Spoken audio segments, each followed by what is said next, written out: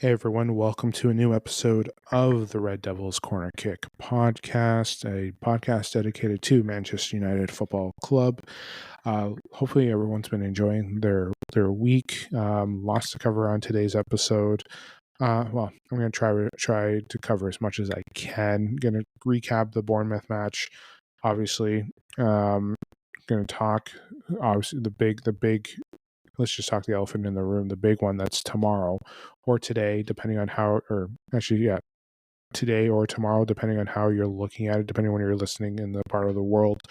But yeah, we have the semifinal against Athletic Club, so that's a discussion, and we'll talk a little about some summer transfers that's happening. Well, one particular one that's been coming into the news, and then I might have a little discussion with what happened after the Bournemouth match. And I know some of it might be a little late to the party, but we'll try to give my 2 cents about it.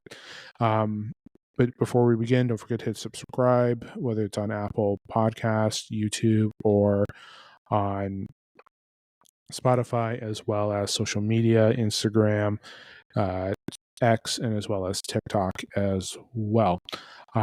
But yes, lots of things to discuss. But let's go to the match that we just played, which could have been either way. But yes, let's talk about the 1-1 draw against Bournemouth.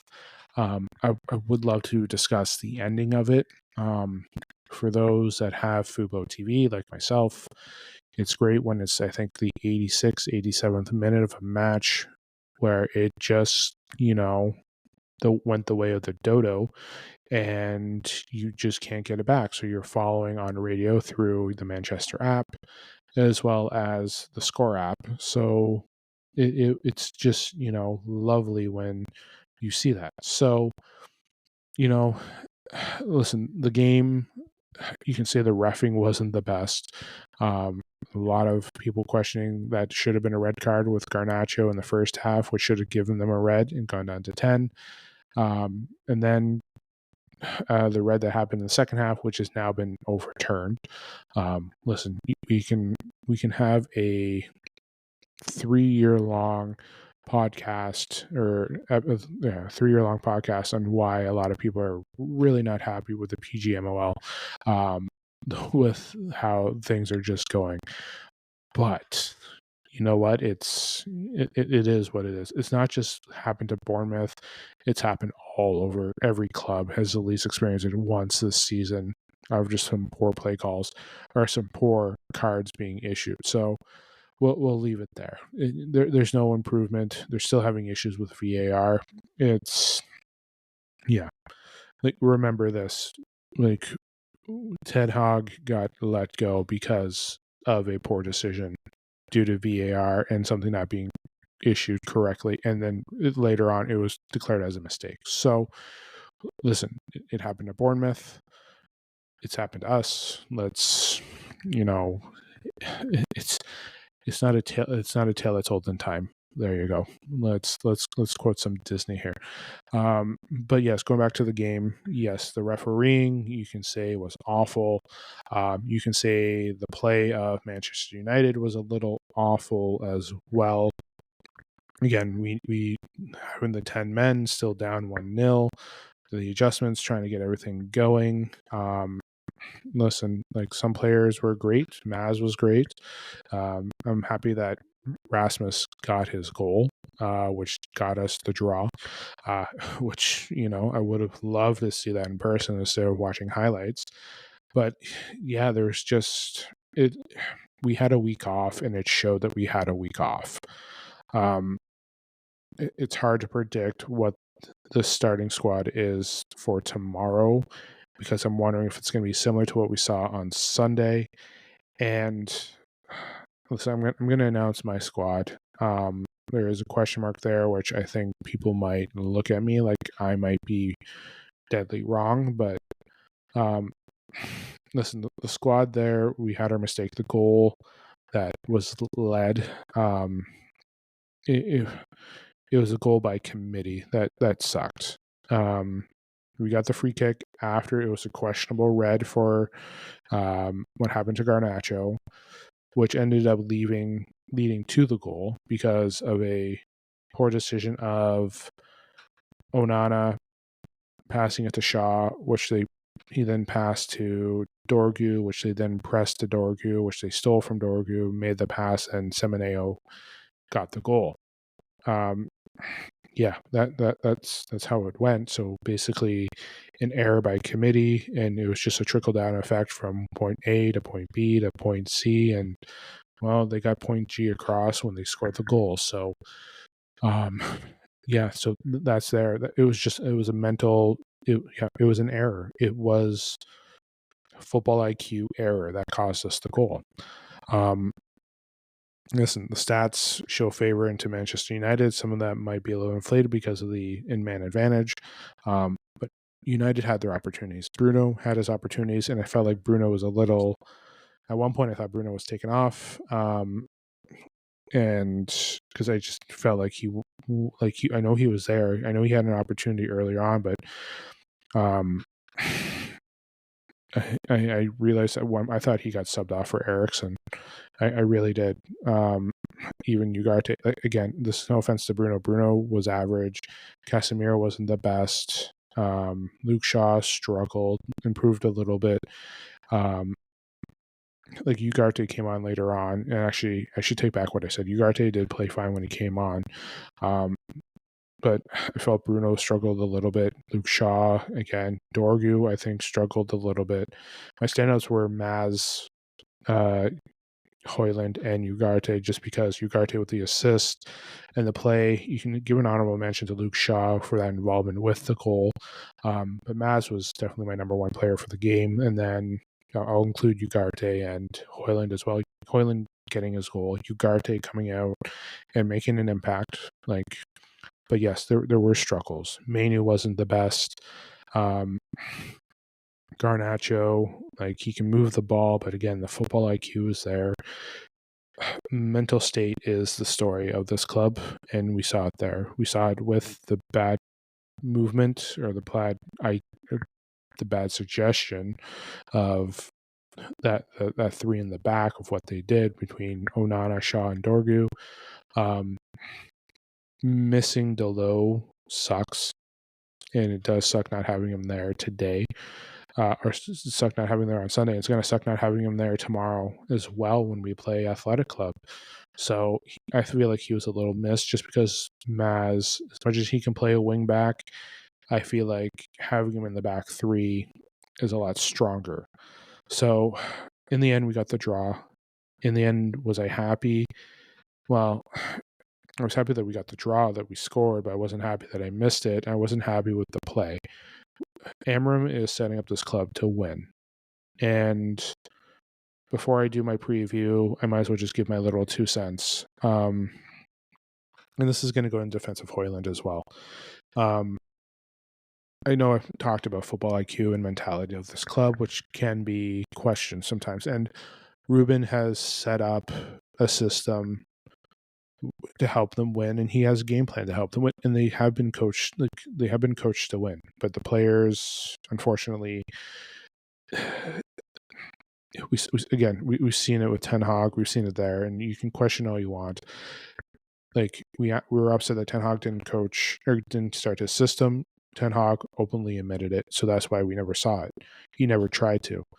We have Ruben Amorim, who's implementing a system, and we have the world saying he needs to stop because he doesn't know what he's doing. And I've mentioned this in previous episodes before. I have seen an improvement from his start to now. And that's not a secret. It's not like I'm not one in a million. There has been an improvement.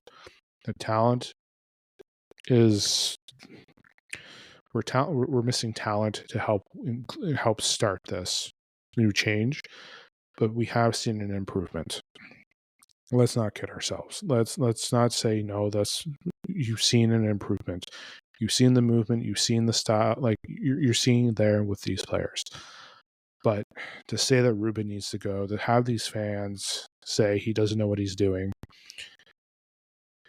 I can't keep playing the same tune again. And to my United brethren, I can't keep doing this again and again. It's just guys, we can't keep firing managers. We have to show our support. United want the world, but not willing to wait to get the world. And I know the last 10 years has sucked, but man, like I'm gonna have to do like an end of like right now. I'm a little tongue tied right now. But to say Amorim needs to go is a stupid mistake. It is. Listen, he's honest. I like the personality. He is like, again, like Sir Alex once reamed into his team after a win and said, gave everything off of his chest. And I know he's not Sir Alex, but Jose Mourinho has been honest. Ranić has been honest. Ten Hag was even honest. Like Ten Hag even said this club is never going to win a Premier League. He even said the players that he had were never going to win the Premier League. He said that going into his second season, ladies and gentlemen. Ruben has said it. Ruben literally said there's going to be more pain, but we have to, like, he basically admitted it back in December when he started. Like, yeah, we got the win, but there's going to be more pain coming. Like, everyone wants the world. Like, they want everything now. Guys, like, I'm sorry to say, like I said, this goes back to Manchester United being the biggest commercial club ever. But the last 10 years, yes, have royally sucked. It has. It's not a secret. Like, we've had trophies won, ladies and gentlemen. We've won Europa. We've won multiple FA Cups. We've had multiple appearances. Like, we've appeared in the last two, technically now 3 years. Like in the Ten Hag's 2 years, 2.5 years, two and a quarter, let's say, we had 3 finals appearances. We went to, I believe it was the quarters for the Europa, which, again, we all remember what happened against Sevilla. And Sevilla ended up winning, so it doesn't feel as bad as that we lost to the winners that season. But we went deep in the Europa. We got ourselves back in Champions League. We got to 2 finals, an FA Cup and an EFL, which we won. The following year, back to the FA Cup final. I know we washed out of Champions League, couldn't even get into Europa.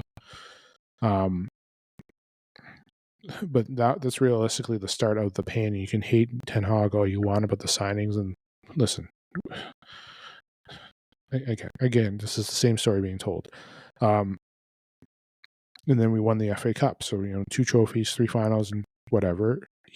Ten Hag wanted to build a process, and Ruben has his players, has these players. Again, they're for a different system, unless Ineos was looking to get that.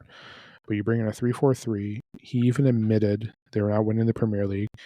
They're not doing this, and this. He said it's going to be a struggle. Ladies and gentlemen, I know you don't want struggle, but to be fair, this is now the struggle.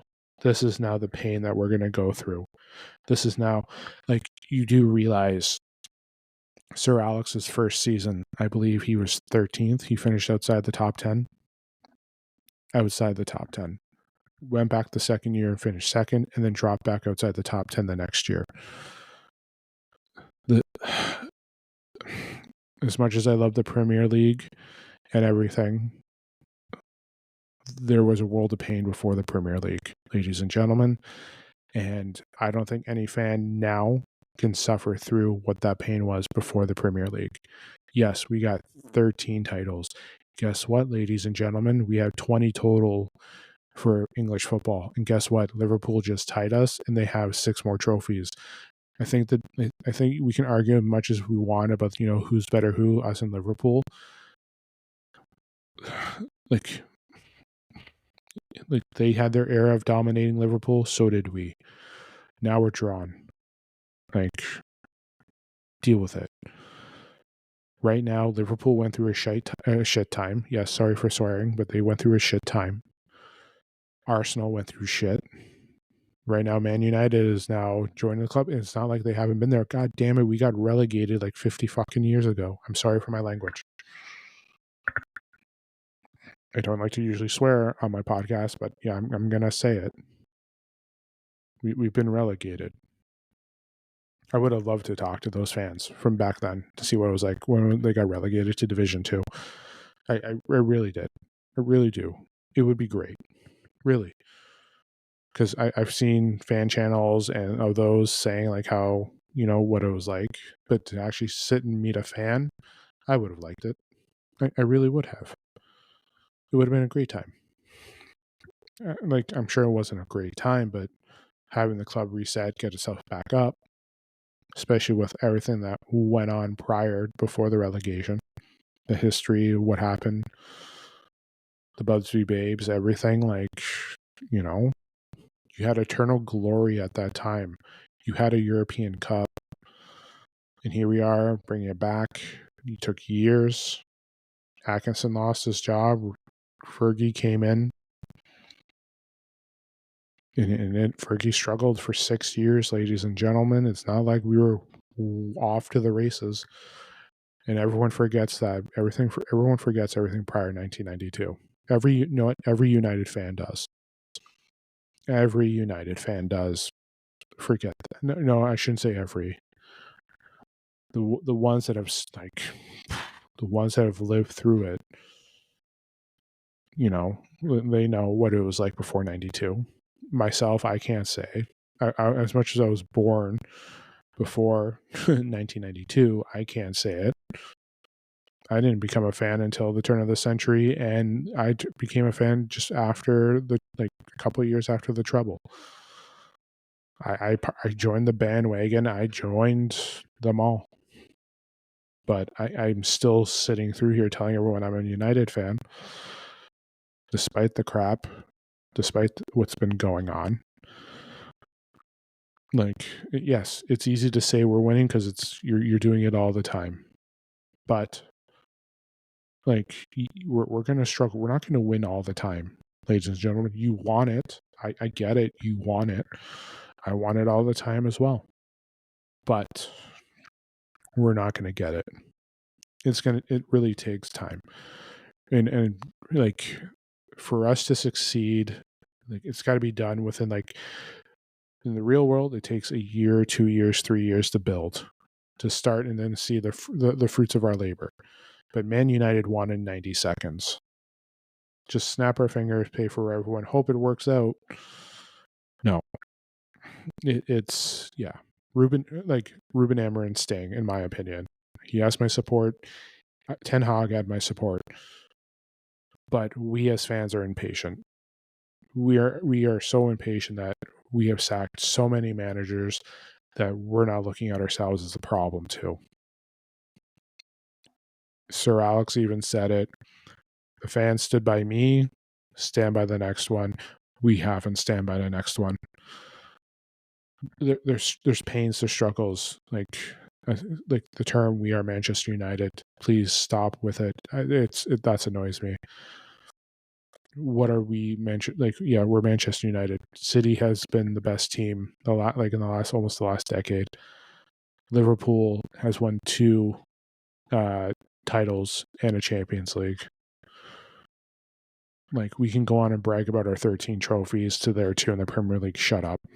They have 20. We have 20. They have 6 more European trophies than us. Or sorry, 3 more. 6 total.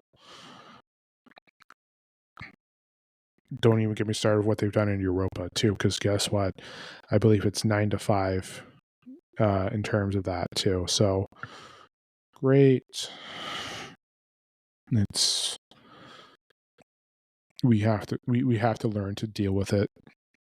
Like, I'm not saying it's going to be like this forever, but we have to accept ourselves as a process. And I know that what the Glazers and Radcliffe are doing are making it worse. What's also annoying me is right now that I wanted to make this a short episode, but here I went on a rant. Yes, things have not worked out well. Things have changed. Ticket prices, all this stuff has happened. It has. And I know it's not fair. I know it's a troubling time. But going on TalkSport, Sky, whatever, to say that the manager doesn't know what they're doing, like, there's been improvement. There's not you want the world. You were hoping for a manager bounce and it wasn't given to you. That's what it is with that small minority, that small group. They wanted the members bounce and it hasn't been well. We're seeing the truth. We're seeing a manager that came in, was honest, and here we go. There we go, ladies and gentlemen. That's why that's why some of us are upset. I accepted the pain. I accepted that we weren't winning the league when my manager said that we were going to. Like, I'm not giving up. I do believe we can win the league eventually. It will take time. It will take the bill. But the reason why everyone is upset is they wanted the manager bounce, like things worked out with Rude, and it didn't. Guess what, ladies and gentlemen? I am happy that it's going this way. I am. I really am. Would I be upset if we didn't play any European football next year? To be honest, it's 50-50 for me. I would love to win a major trophy this year. But at the same time, too, I want to build a team that just starts to win and just gets themselves back. Take time, build system, get the players that you need. Yes, winning Europa will actually help us get those funds and get those players in. But we can probably still get some of those players in and build a system, build a culture that fits towards this club. That's what it is. That's me defending Ruben and me just losing my marbles. And I do apologize for my language. Another thing is, yes, I saw some people complain about Rasmus Hojlund's celebration after his goal. Like you know what? I'm fucking happy that he scored. I'm sorry for the language again. I am fucking happy that he scored. Because you know what? He needs it. He had the yips. He has had the yips this season, ladies and gentlemen. And listen, he played well last year. He did play well in his first season. What was it? 16 total goals. Perfect. Could we see an improvement? Yes. Were we hoping for better service? Yes. Has it been down this year? Worse than last year? 195%. Yes, it's been bad. But if he can score, if he can get back to the Rasmus that knows how to score in Europe, ladies and gentlemen, Rasmus knows how to score in Europe. He does. What was it? 6 goals, five or 6 goals in 8 games in the first. I know he struggled since then. But if you look at what he did last year in Champions League, he had 5 goals in 6. I think he had 6 or 6, I believe. But he was top 5 for total goals in the group stages. We like the club itself let him down. Like the defense, the goalie, everyone let him down for the work that he did. He got us goals that let it in. The mentality of the club last year and the team failed him. That's the truth. He did his part. He was scoring. We as a club failed because we could not hold ourselves accountable, which is the same mentality that led to some players going out on loan and led to a manager being sacked. But yeah, if he can carry that confidence to the next game, just getting that in right position, where the foot, like get to where he wants to be. Oh my God, it would be great for him to score. It would be. It would. Listen, I am fucking happy that he scored. Again, I am sorry. And you know what? Some players did celebrate with him, but they knew what the goal was to try and win. I know some people aren't happy with the social media comment, but you know what? For the way the season has been, and especially for that kid, it means a lot to have that confidence there, and hopefully that carries into the game against Athletic Club. So yeah, that's my rant. And in the end, yeah. So just to recap, the Bournemouth game, I'm a little upset with it. I'm upset with the tie. I'm a little upset with not being able to see the goal of Rasmus to see the tie. Could we have done better? Yes. Was the reffing horrible? Of course. Do I still believe in Ruben? 150% yes. Do I believe in Rasmus? Yes. Am I happy that he scored? 100% yes. Do I hope it carries over and he scores a bunch against Athletic? Yes, I do. I really do. But yeah, that's me going off, and I wanted this to be a somewhat short podcast today, but no, I didn't. And it seems like my rants have happened on the last few episodes, so I do apologize if you're just looking to hope for just the preview with Athletic Club versus Man United. But that's what's happening next, because yeah, I wanted to skip the rant, but you know what? I had to get it off my chest and I had to talk about it. So yeah, so let's get to the big one. Let's get to what we want to talk about, the big semifinal. Okay, so yes, we're here. We're at the semifinal. We're in. Well, actually, the club's already in Spain, in Bilbao. We are facing Athletic Club, not Atletico, not Athletic Bilbao, Athletic Club. If you study the history of the club, they prefer to be called Athletic Club. There's been change. That's where it first started. You saw a change to Bilbao, and then in 1970 to Athletic Club. So, and I do apologize. I believe the last two episodes, or my I think it was my episode after we won against Lyon for saying Atletico. So I do apologize. I did correct myself in the episode to say Athletic. But yes, Athletic Club is who we are playing. Listen, they are a good squad, ladies and gentlemen. It's not like we're facing, like we're not facing a lower tier team here. We're facing a team that's been playing very well in La Liga, and they have a good squad. They're good. I know they're going to be missing a player or two for the match, but they are still club. Where we're playing tomorrow is where it's going to be for the Europa final. It is like this is where we're playing in a place where it is going to be a battle, and I think going in for a draw would be great. I know I mentioned every episode I'm always going for a win, but if we can go on the road, go on a draw, and bring it back to Old Trafford, where we will have our home atmosphere, the extra time, the penalties there, it can help. But for me, expect a fight. We played a game on Sunday. We had a week off. They've had a bunch of time off. Now, that can work in our favor because, like I said, Sunday, when they had their time off, you saw the rust coming off. That could work in our favor. Too much rest can be a good thing. Not playing a game, get yourself still in that game shape can affect it. So we'll see. Again, Athletic has a very talented club. Just pulling up the Athletic club squad. I thought I had it up here as I was prepping for my predictions. So yes, if you know who he is, Nico Williams is right there. They have a good depth. So let me just I don't want to look at the transfers. So let's look at their squad here. Actually, I'm going to pull up their last match. Actually, yeah, let's look at their fixtures here. So like I said, they're top four right now. They're at least fighting for Champions League at this time.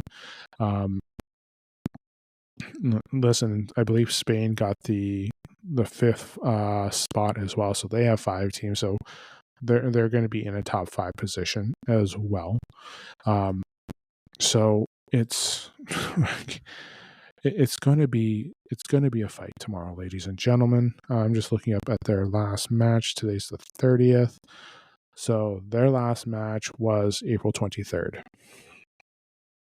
April 23rd. So literally last week, I believe. I don't know where I got 12 days from. My apologies, ladies and gentlemen, for my poor math skills.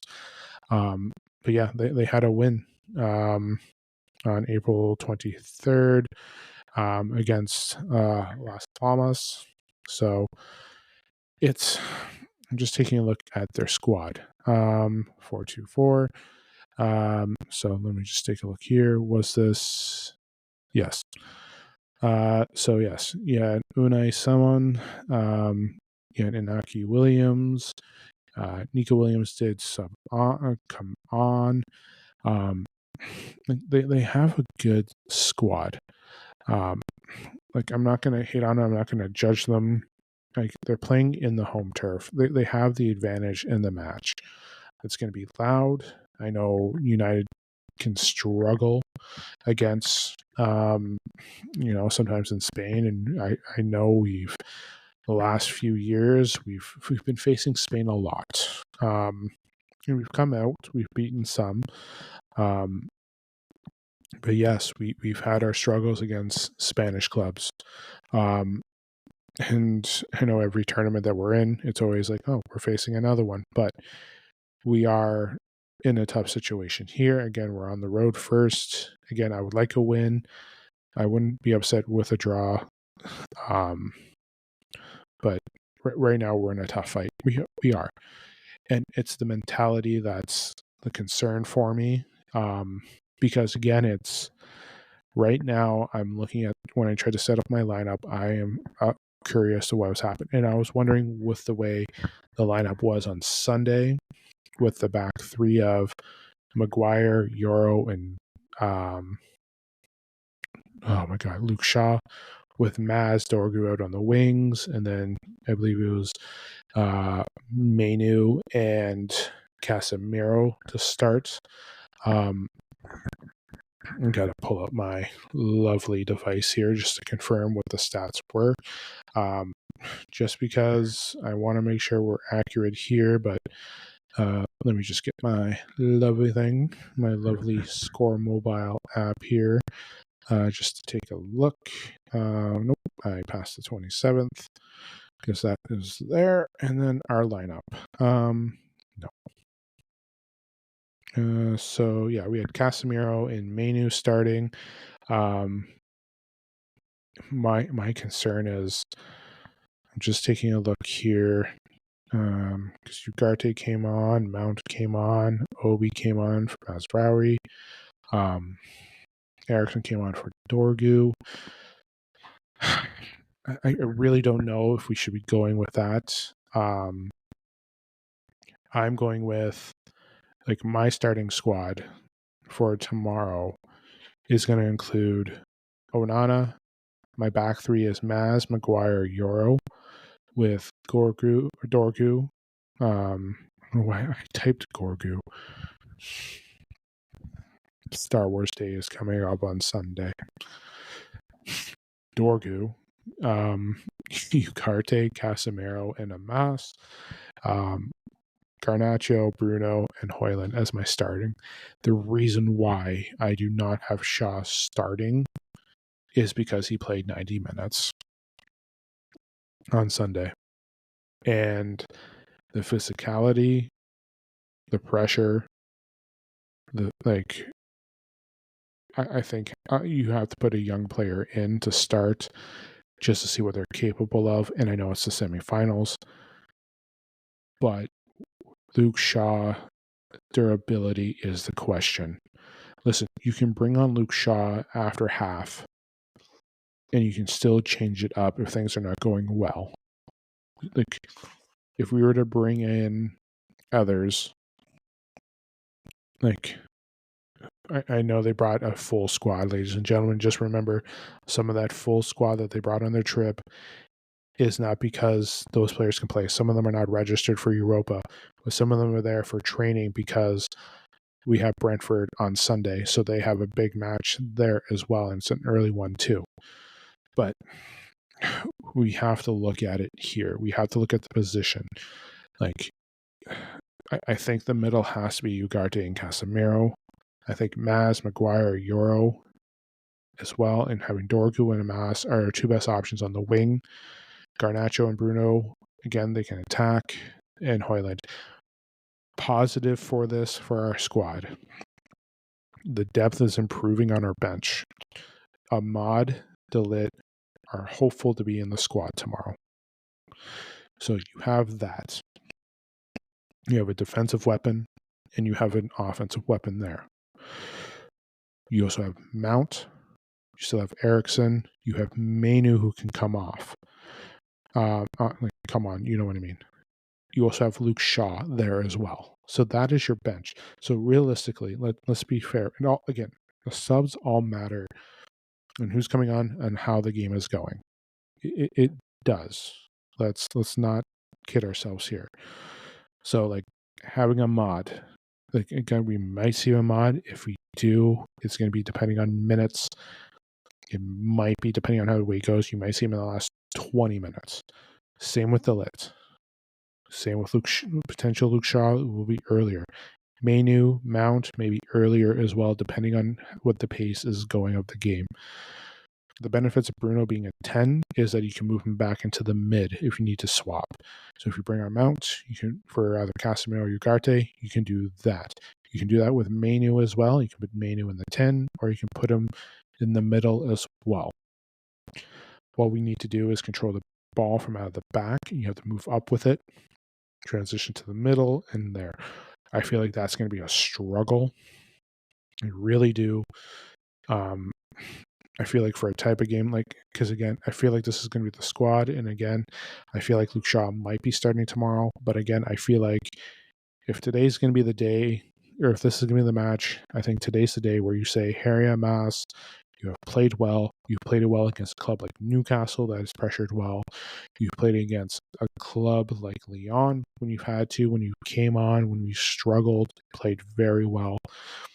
We saw you play well against Wolves, and we all know that one came down to an error. So we've seen the growth there, and I think maybe Ruben was just looking out for him. But again, I think Amas has to take that step in, whether he's going to play tomorrow or he's going to be playing Sunday. But I think Amas has to get the start tomorrow, just because I'm concerned about durability. I'm concerned about the style of play of Athletic Club. So that is my concern. So again, Onana, Maz, Maguire, Euro as my back three, because I cannot risk about injury, because you can have Lindelof there, but there's limitations. There's Luke Shaw, but there's issues with durability. So I think for the safest option and the right option, again, I'm not the manager. I'm episode 16 into a podcast of a club. So right now we are in a struggle. So we're going to face a tough club tomorrow or today again. We're going to face a tough club today because the physicality, and I think Amos has to get the start. I think everything else should be there, because I think Maz has to be in the back three to work with that. So that's where I'm going to leave it. We have it's if we can get a small win or a great tie, it would be. And I know people are like, "Why are you saying a great tie?" Trust me, the tie. Like again, as much as I want to win, like having a tie and bringing that back to Old Trafford does help. But again, I want the win. If it's a small one, like when I say small one, like a low scoring win, I'm perfectly fine with that too. So sorry for the confusion, but I'm just going to leave it there. I'm going to leave it there. So again, Onana, Maz, Maguire, Euro in the back three, Dorgu, Ugarte, Casemiro, Amas as your mids and your wings, Garnacho and Bruno as your 10, and Rasmus Hojlund to start. Yes, he's our only striker, but that's there to start. So that's what we're looking at there for our starting lineup. So we're in for a road here, ladies and gentlemen, and that's what I'm just going to leave it as. So, one more final segment or two. My final segment, hopefully I make this a little smaller than my first segment, but things happen sometimes that, yes, it's your fault. It was my fault. I went on a lot longer than I should have, but I apologize. So let's get into the final segment of this episode. Okay. Couple things that are going to be combined together. The Gyökeres news is back on that we're aiming to sign him. The lap, as always, Kuna we're still working on. The Oceanman has faded away. They are looking at more players as well. More additions, but the spotlight has been Gyökeres. We know who he is. We know what he can do in the system. We know he's a big fan of Ruben. Ruben's a big fan of him. I know he wants Champions League football, and I know he's waiting until the end of the month to see, hey, this is what's going on, and same with the lap as well. So that's my short bit about the transfer. Yes, it's apparently back on. It's just a wait in progress. So we'll see how that progresses going forward. Again, I've mentioned this on so many episodes, the many episodes that I've produced. We don't, again, until I see that photo of them signing that beautiful line in the press room at Manchester United with a manager or in an office, that's basically when I believe it. So right now I know the Kuna thing is still going on. There's Gyökeres, who they're looking at here from Leon, if you remember him. So we have things happening. There's things happening. More rumor than fact right now, but we don't know if what's happening here. He just might be tied. For all we know, we go into the Portuguese news and there's no talk of him going to United. So, but from my understanding is it's back on. We'll see. Right now, the only thing I care about is the semifinal today, because that's a big thing too. So that's what we're looking at as well. The women's club played today, lost 1-0 to Chelsea. They are facing Chelsea again in 15 days, May 18th. So just almost 3 weeks, or 2 weeks this Sunday. Let's say that 2 weeks from this Sunday, they'll be facing Chelsea again in the FA Cup final. And hopefully they can repeat, because again, the women's team did win last year and they won big as well. So let's hope for a repeat for the women's squad. And I'm going to try and get more of the women's club in as well. As I've just been building, again, I'm going to try and do as much of all. I will try to do, I don't know if I'm going to be able to discuss more about like the youth academy and the under 21s and the under 18s, but I will try to definitely fill in more about the women's club as well.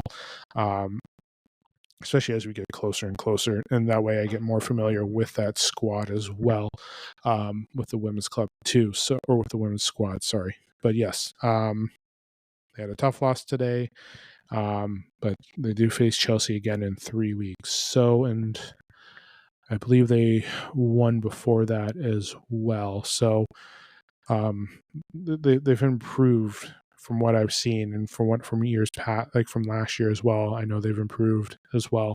So I'm gonna filter in as much as I can. I know they have a tournament at the end of, or near the end of May. The women's 7, which is being done in Portugal. So they have that tournament going on. So hopefully they can win there. There's a lot of big clubs in that too. I saw Byron. I know Benfica will be there. Ajax will be there. So I know they have that tournament going. It's a 7-on-7 tournament. So if you're in the area, please keep an eye out. I believe it's happening just outside of Lisbon.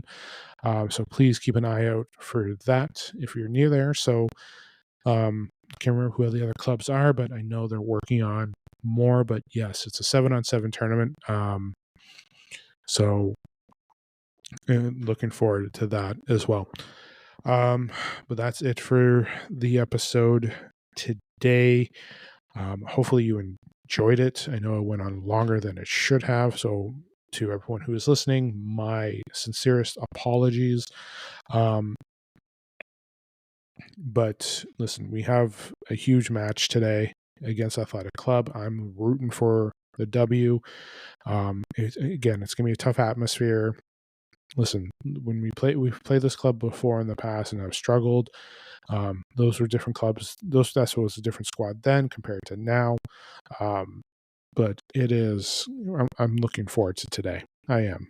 I really, really am. So let's hope for a united victory. Let's hope for momentum coming back to Old Trafford next week as well.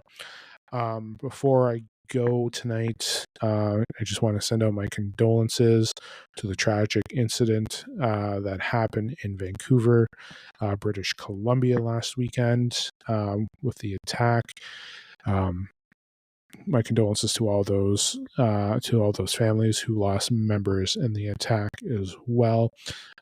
As you know, I am from Canada, so that does hurt for what happened last weekend. So again, my condolences to the families, to the loved ones, to everyone that had suffered through that horrific attack that happened last weekend. But it is, yes, it's horrible to hear. So my condolences again. Again, I hope everyone again enjoyed. I'm sorry for that last. I had to include that last a little bit to honor those. And listen, I hope everyone did enjoy that episode. I hope today's episode. I really did. We're in that type of era now where it's do or die. With the final weeks now of the season coming down, Premier League. Yes, we're not here to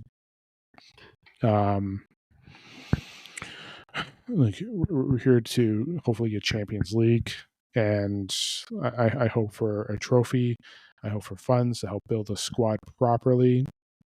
So we will see. But yes, I'm hoping for